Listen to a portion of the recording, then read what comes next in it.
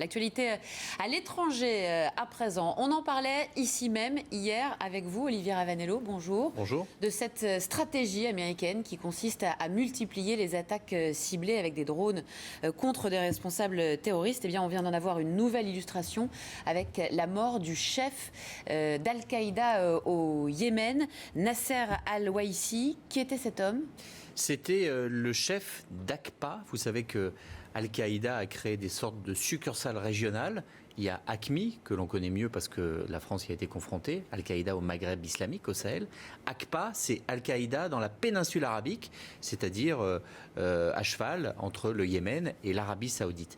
Cet homme a été pendant longtemps le secrétaire particulier de Ben Laden, notamment avant les attentats du 11 septembre en Afghanistan.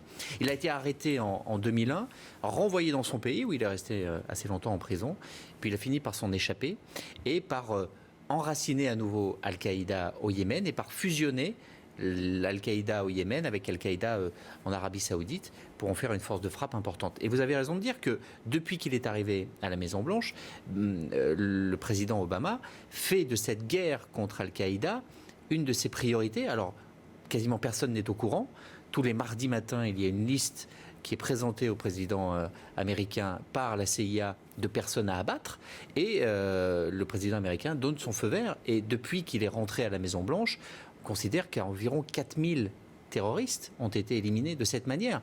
En Afghanistan, au Yémen, depuis très longtemps. Et cette fois-ci, la CIA a fait mouche, puisqu'elle a réussi à frapper l'homme qui donc dirigeait AQPA et qui avait aussi, AQPA, ne l'oubliez pas, revendiqué les attentats de Charlie Hebdo. Alors qu'est-ce que la mort de cet homme peut changer ?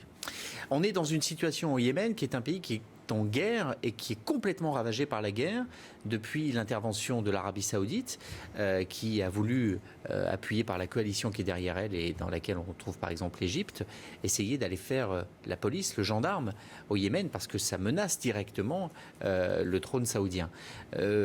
13 semaines de bombardements, on en est à plus de 2000 victimes, des bombardements quotidiens extrêmement intensifs mais qui n'arrivent pas à éradiquer la rébellion houtiste qui essaye de prendre le pouvoir et qui a pris le pouvoir et qui n'arrive pas à être délogé par cette offensive parce qu'il n'y a pas de troupes au sol. Vous voyez que les stratégies se suivent et se ressemblent. Et c'est dans ce chaos qu'Al-Qaïda tire depuis très longtemps son épingle du jeu, notamment au sud-est du pays, en s'appuyant sur des chefs tribaux locaux. Ces mêmes chefs tribaux qui, pour l'un d'entre eux, détiennent notre ressortissante et notre otage française. Merci Olivier Ravanello pour cet éclairage. Quant au sort du djihadiste algérien, on en parlait également hier, Mokhtar Belmokhtar, eh bien, il est toujours incertain ce matin. Les Américains ne confirment pas sa mort, annoncée la veille par le gouvernement libyen. Et ce matin, un groupe djihadiste libyen, Ansar al-Sharia, a publié un communiqué pour la démentir.